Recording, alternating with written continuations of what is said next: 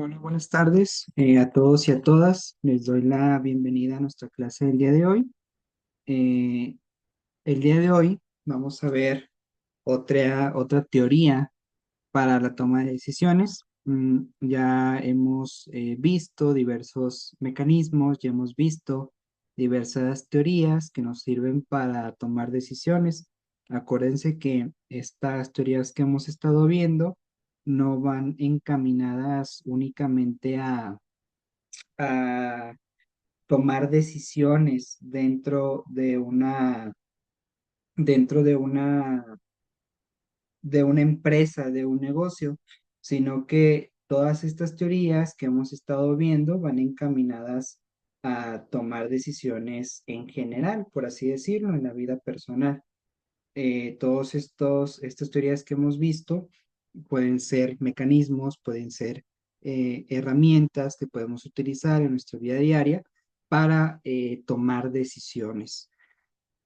Eh, Dicho esto, pues el día de hoy vamos a ver una teoría que se llama la teoría de los juegos. En la clase pasada vimos el método PERT y vimos también el método CPM. Vimos cómo estos métodos nos ayudan para la gestión de proyectos y cómo cada uno de estos métodos nos puede servir para aquellos casos en los que se tenga un tiempo estimado o también cuando no se tenga un tiempo estimado. Vimos cuál aplica en cada caso. Ahorita vamos a ver una teoría de los juegos que también pues es relevante para la toma de decisiones. Antes de adelantarnos, pues déjenme les comparto pantalla para que vean la presentación y comenzamos con esta clase.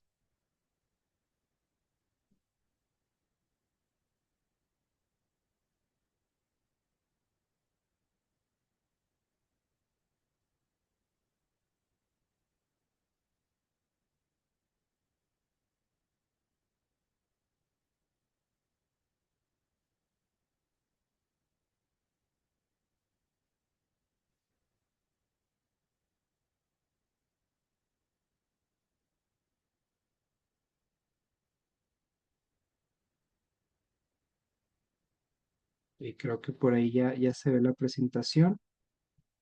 Nada más déjenme confirmarlo. Ok. Bueno, como les había adelantado, el día de hoy vamos a ver la teoría de los juegos como otra de las teorías para la toma de decisiones. Eh, o el objetivo más bien de esta clase es que al finalizar este tema, ustedes sean capaces de comprender y de aplicar los fundamentos de la teoría de de juegos. Estos fundamentos o esta teoría, pues aplicable en la toma de decisiones estratégicas. Esto incluye la capacidad de modelar, la capacidad de analizar las interacciones estratégicas entre decisiones individuales y decisiones colectivas. Todo esto utilizando pues, los conceptos que son clave dentro de esta teoría, conceptos como el equilibrio de Nash, como juegos repetidos y como estrategias mixtas.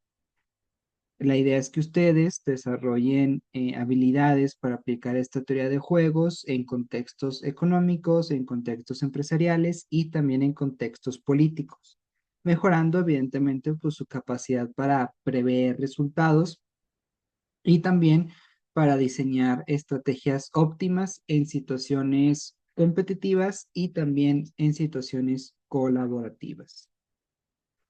Para comenzar con esta clase vamos a ver una pequeña introducción, que por cierto antes de pasar a la introducción, eh, vamos a comenzar con esto, luego vamos a ver algunos conceptos básicos de la teoría de juegos, vamos a ver los tipos de juegos que existen, vamos a ver el equilibrio de Nash, como ya escucharon, es una parte es una parte importante de este tema, después vamos a ver el dilema del prisionero.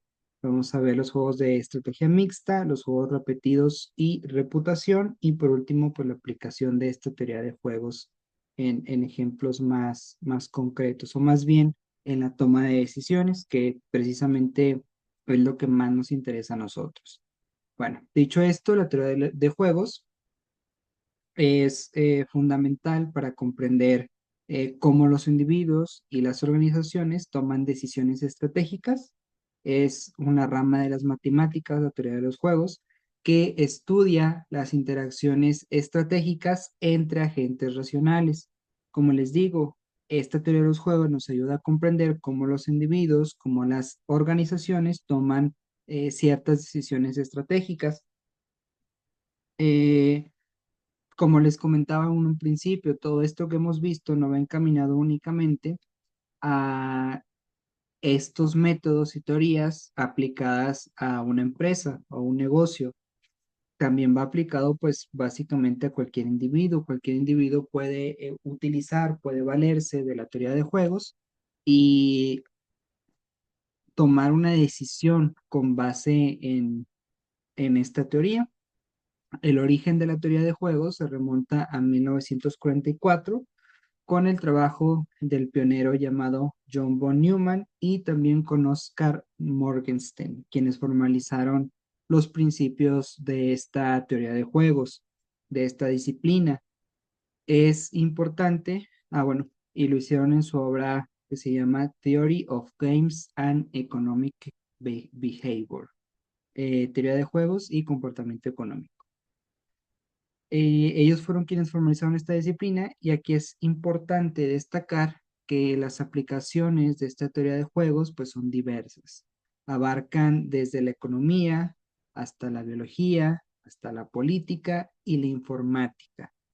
De aquí pues que sea relevante en múltiples campos. Entonces, la teoría de juegos no es aplicable únicamente en materia económica, se utiliza en otras áreas de la vida diaria, eh, como la biología, como la informática. Incluso decíamos que en la política, entonces, pues esta teoría tiene una trascendencia más allá de la materia económica. De ahí pues su importancia y como nosotros estamos hablando con una acentuación más económica, pues nos vamos a enfocar en ello, pero es importante que sepan esto, se puede aplicar en múltiples áreas también. Para pasar al siguiente punto, vamos a ver algunos conceptos básicos de la teoría de juegos.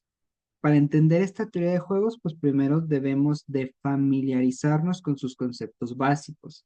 Ya nos familiarizamos un poquito con esta teoría, ya vimos que es una rama que forma parte de las matemáticas, ya vimos que estudia cómo se toman decisiones estratégicas, ya vimos que no es aplicable únicamente a empresas, perdón, o colectivos, también es aplicable a individuos y que tiene múltiples áreas de estudio o múltiples áreas de aplicación. Bueno, entonces ya conocemos esta teoría, ahora vamos a familiarizarnos con los conceptos básicos, vamos a ver y vamos a conocer aquellos elementos que componen la teoría de los juegos.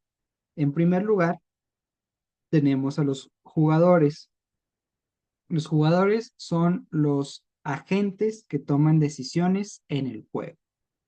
Son los individuos, son las entidades que participan en el juego y cada uno de ellos tienen un conjunto de estrategias posibles. Aplicándolo a materia económica, podríamos decir como ejemplo que los jugadores pueden ser las empresas que prestan un determinado servicio o un producto que sea análogo, es decir, que están en el mismo mercado. Podríamos hablar para que sea más concreto, a lo mejor de una empresa que se dedica a producir productos lácteos, por ejemplo. Ellos prestan estos bienes, prestan estos productos. Evidentemente hay más de una empresa que ofrece estos productos lácteos, entonces vamos a decir que en ese mercado de productos lácteos, los jugadores son todas las empresas que que ofrecen ese producto. Entonces, una parte importante de la teoría de los juegos, pues son evidentemente los jugadores, ya que ellos actúan dentro de esta teoría, son quienes toman decisiones. Por otro lado, están las estrategias, que son los planes de acción que los jugadores pueden seguir.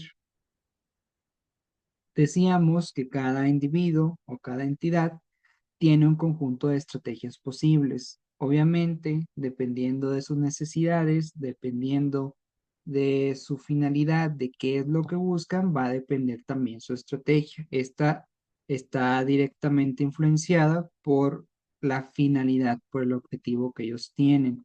Entonces, hablando de este tema, o más bien siguiendo con este ejemplo de las empresas de productos lácteos, supongamos que, pues al final de cuentas, la finalidad de cada una de las empresas es vender más, es que obviamente, pues vender más que tu competencia, porque al final de cuentas esto te va a generar una mayor ganancia. Si tú logras vender más productos, vas a tener más ingreso y al final de cuentas es todo lo que, es todo lo que buscan las empresas, tener más ganancias. Cada una de estas empresas que se desarrollan en este mercado de productos lácteos va a generar una estrategia para buscar vender más que la competencia y en consecuencia obtener más ganancias.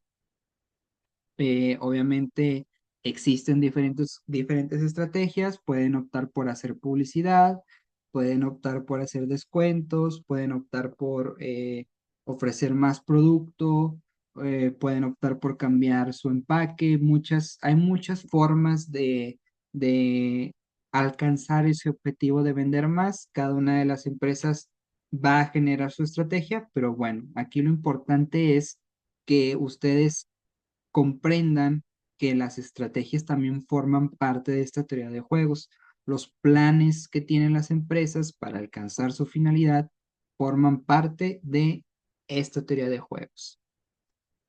Además de las estrategias, están los pagos o las recompensas que se conocen, que serían pues prácticamente aquí haciendo un uso análogo de la teoría de juegos, pues serían los payoffs. Las recompensas, o más bien estos pagos, pues son las recompensas que reciben los jugadores basadas en las estrategias elegidas. Estas recompensas, estos pagos, como les digo, dependen directamente de las estrategias elegidas, tanto por ellos, tanto por los jugadores, como por sus oponentes. Como es un juego, evidentemente las empresas van a actuar.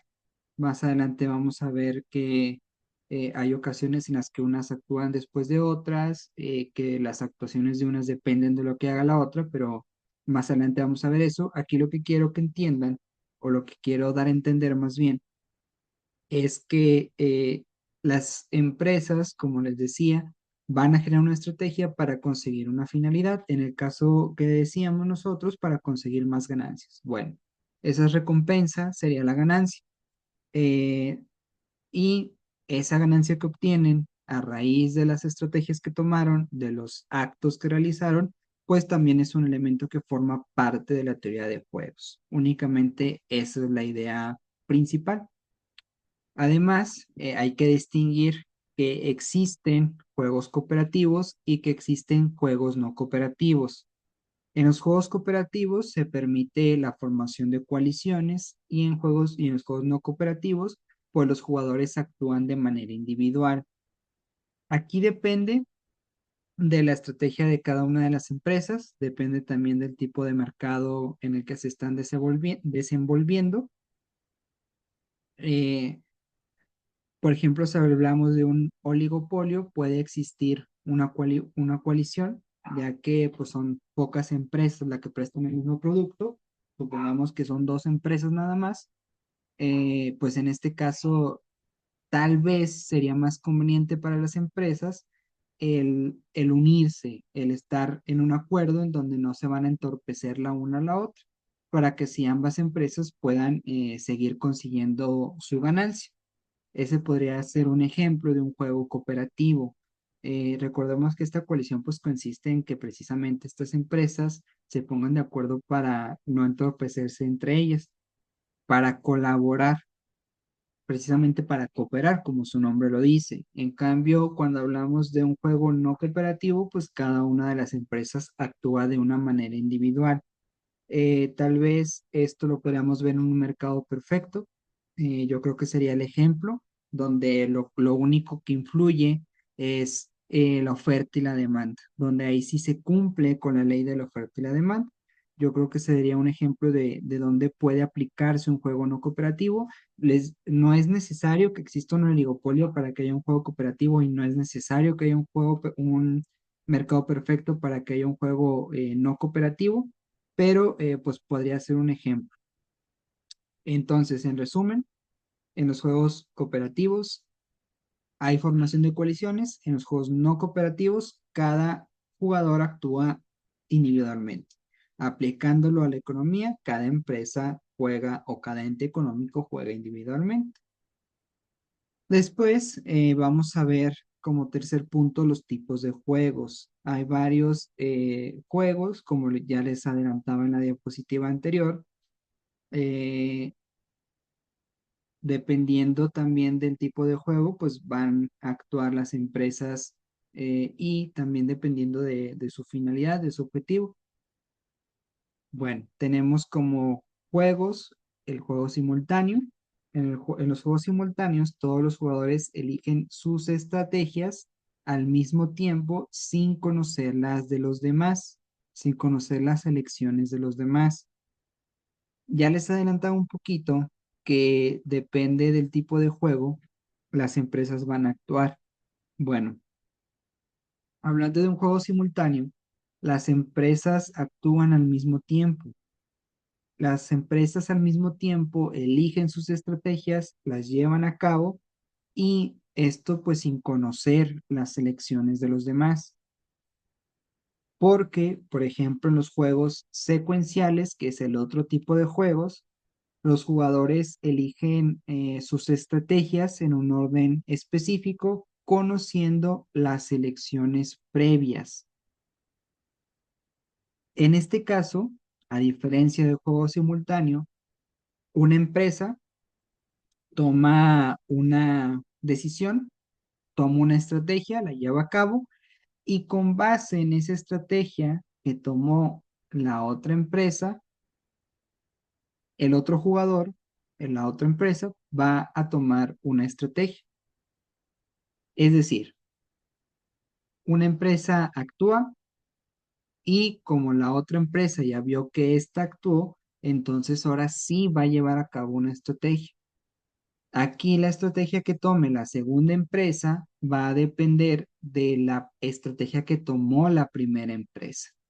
Entonces, pues hay cierta influencia en la estrategia de la segunda empresa, ya que también va a tratar de tomar una estrategia, va a tratar de llevar a cabo sus actos, pues con base en lo que hizo la otra empresa, va a buscar defenderse de lo que hizo o va a buscar superar esa estrategia.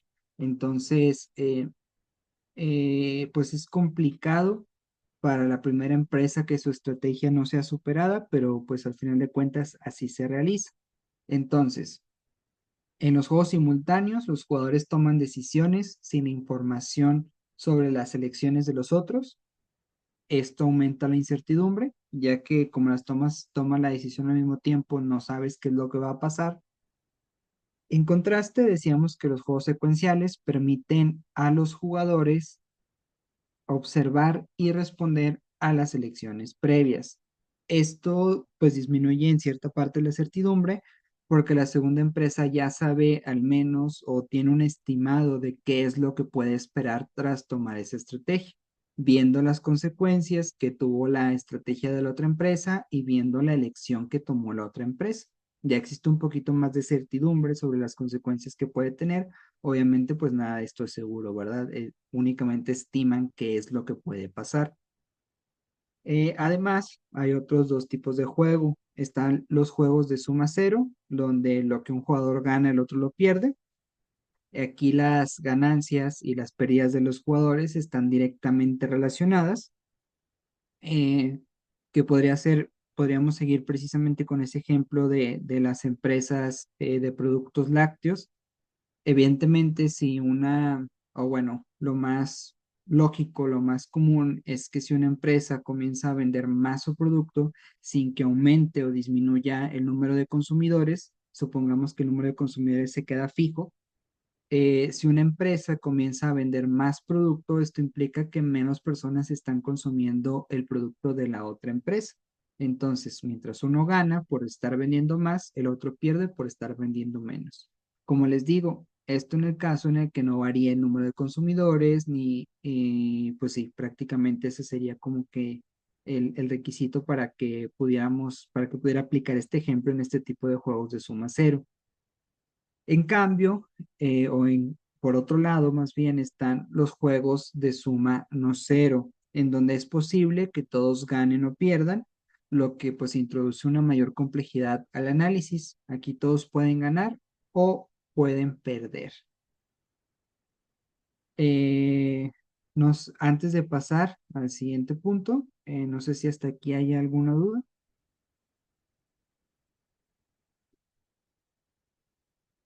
Bueno, vamos a ver el siguiente punto, que es el equilibrio de Nash. Ya se los mencionaba, el equilibrio de Nash pues es nombrado en honor al matemático John Nash, que es quien ideó este concepto, el cual pues es aplicable a la teoría de los juegos. Este concepto se define como un conjunto de estrategias en las cuales ningún jugador puede mejorar su resultado cambiando su estrategia de manera unilateral, asumiendo que los demás jugadores mantienen sus estrategias.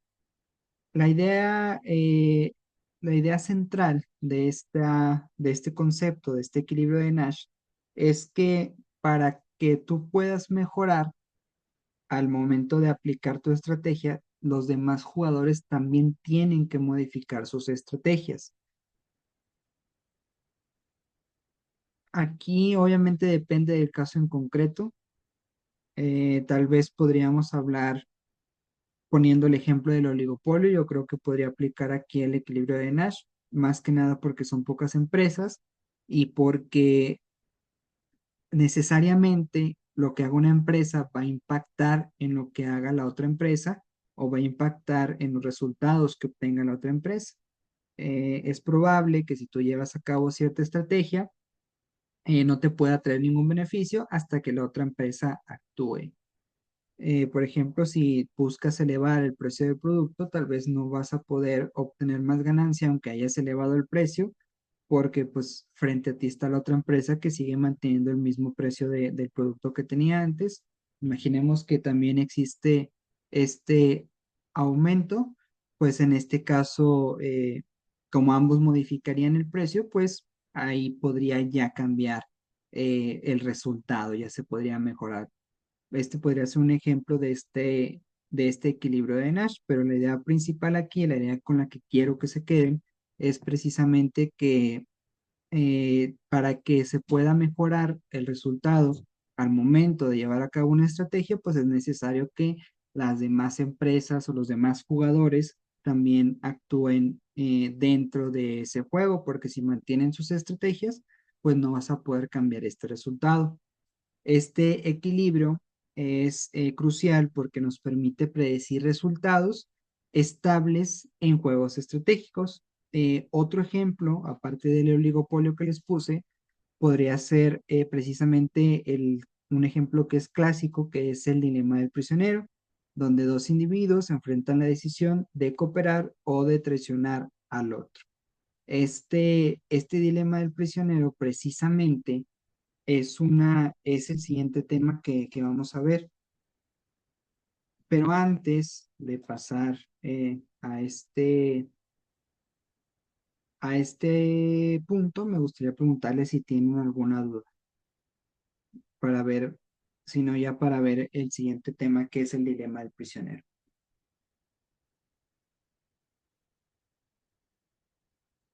Bueno, vamos a pasar al siguiente punto que es el dilema del prisionero. Como les decía, este dilema es un ejemplo en donde podría aplicarse este equilibrio de Nash. Básicamente, el juego consiste en que dos prisioneros deben decidir si confesar o no confesar. Y bueno, este ejemplo ilustra en general la teoría de juegos, ¿eh? No nada más el equilibrio de Nash, pero aquí se podría aplicar. En este juego hay dos prisioneros que enfrentan la decisión de confesar o no confesar un crimen. Si ambos no confiesan, es decir, si ninguno de los dos confiesa, van a recibir una sentencia mínima. Si uno confiesa y el otro no, el que confiesa es liberado, mientras que el otro recibe la sentencia máxima. Si ambos confiesan, ambos van a recibir una sentencia moderada. Aquí decimos que aplica el equilibrio de Nash porque en este juego lo más común es que ambos prisioneros confiesen, ya que confesar va a minimizar el riesgo de recibir la máxima sentencia, aunque el resultado pues no es óptimo en los términos pues en los términos de la pena, porque decíamos que si no confesaba ninguno, van a salir libres los dos, pero al final de cuentas no se pueden arriesgar a no confesar y que el otro sí confiese, y como no confesaste tú, pero el otro sí, pues vas a tener la pena máxima. Aquí, el equilibrio de Nash precisamente consiste, o se aplicaría en este caso, cuando los dos prisioneros confesaran, porque tú tomas una estrategia, pero para tener un resultado óptimo, dependes de la estrategia que tome el otro prisionero. Y lo menos arriesgado es confesar, porque si tú confiesas y el otro no confiesa, el que confiesa es liberado. Y si tú confiesas y el otro también confiesa, vas a recibir una sentencia, pero es una sentencia moderada. Entonces, cualquiera de los dos resultados, pues al final de cuentas es mejor que no confesar, porque si no confiesas y el otro sí, pues te vas a quedar y además te van a dar la sentencia máxima. Que también está, pues también está esta posibilidad de que el otro tampoco confiese y que ambos sean liberados, pero, perdón, si ninguno de los dos confiesa, reciben una sentencia mínima, está esa posibilidad también, pero pues al final de cuentas es más arriesgado, porque si no confiesas y el otro sí, pues te dan la máxima, entonces es menos arriesgado confesar. Eh, y aquí es donde se aplica este equilibrio que les comento. La estrategia que tomes va a tener un resultado positivo si la estrategia que toma el otro prisionero te beneficia. Entonces, por eso es un ejemplo de cómo se aplica la estrategia de Nash y también de pues cómo se aplica esta teoría de juegos, ¿verdad? Porque frente hay un solo juego, es este juego de las sentencias, hay dos jugadores y la decisión que tome uno va a impactar en el otro también. Aquí pues es importante mencionar que ninguno de los dos prisioneros tiene contacto, no se pueden poner de acuerdo, entonces ahí la relevancia. De hecho, pues se trataría de un juego que se da de manera simultánea, es un juego simultáneo precisamente. Ya que vimos este ejemplo de cómo se aplica la teoría de juegos, de cómo se aplica este equilibrio de Nash, vamos a ver los juegos de estrategia mixta. En algunos juegos, pues no existe una estrategia pura que domine a todas las demás estrategias. En estos casos, los jugadores pueden recurrir a otras estrategias mixtas, donde eligen sus acciones basándose en probabilidades. Un ejemplo de esto, pues puede ser el clásico juego de papel, piedra, tijera, donde en realidad no hay una opción dominante, porque no hay una opción que le gane a todas las demás opciones, cada una se puede contrarrestar entre sí. Entonces, en este tipo de juegos, los jugadores deben aleatorizar sus elecciones para evitar ser más predecibles. Este tipo de análisis pues añade una complejidad de la teoría de los juegos porque es útil en donde hay situaciones de incertidumbre, en donde la incertidumbre y la variabilidad son altas. Obviamente que estamos hablando de un ejemplo como el piedra, papel o tijera, pero es para que comprendan cómo son estos juegos de estrategia mixta. Aplicándolo pues ya a la economía podría ser, es que en realidad hay mucha incertidumbre porque los precios de los bienes pueden cambiar con base en la inflación, pueden cambiar con base en diversos factores, entonces yo creo que eh, cuando hay problemas económicos o en un país está pasando por este tipo de situaciones, pues podría aplicar este ejemplo de los juegos de estrategia mixta, en donde no sabes si va a aumentar o disminuir el precio de un bien, hay incertidumbre sobre eso, pues tomas estrategias con base en lo que sea probable que ocurra. También tenemos los juegos repetidos y de reputación. Estos juegos repetidos son aquellos que se juegan múltiples veces, permitiendo a los jugadores aprender y ajustar sus estrategias basándose en las interacciones previas. En estos juegos, estrategias de equilibrio como ojo por ojo pueden fomentar la cooperación sostenida. Además, pues la reputación juega un papel crucial, ya que las decisiones pasadas de un jugador pueden llegar a influir en las expectativas y también en los comportamientos futuros de los otros jugadores. Este enfoque es especialmente relevante en entornos donde las interacciones son continuas y donde la confianza es esencial. Yo creo que el mejor ejemplo para este tipo de juegos repetidos y reputación es el oligopolio, ya que como les decía, hay pocas empresas. Entonces, pues estas empresas están en ese juego constantemente y son los mismos jugadores, porque son las mismas empresas que están apoderadas de ese mercado.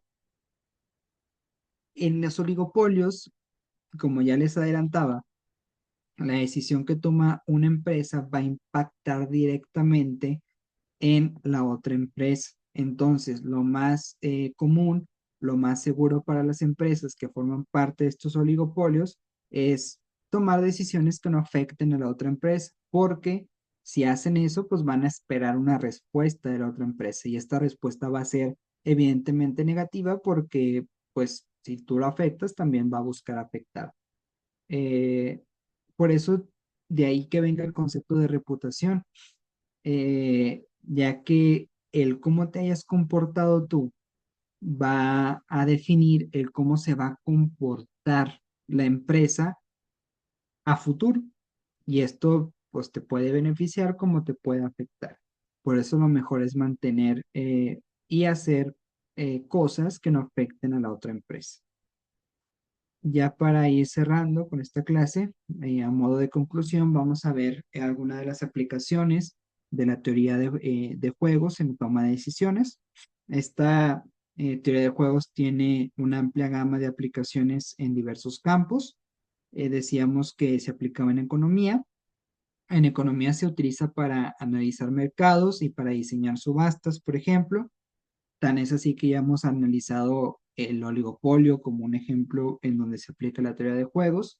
En biología, por ejemplo, ayuda a entender las estrategias evolutivas de las diferentes especies, analizando el contexto en el que se desenvuelven y sus distintas necesidades. En política, por ejemplo, informa sobre estrategias electorales y procesos de negociación. En computación es fundamental para los diseños de algoritmos y para el desarrollo de inteligencia artificial, por ejemplo. Esta versatilidad pues, nos demuestra cómo la teoría de juegos, o más bien nos demuestra la importancia de la teoría de juegos y cómo esta es una herramienta para la toma de decisiones en múltiples contextos. ¿Hasta aquí hay alguna duda?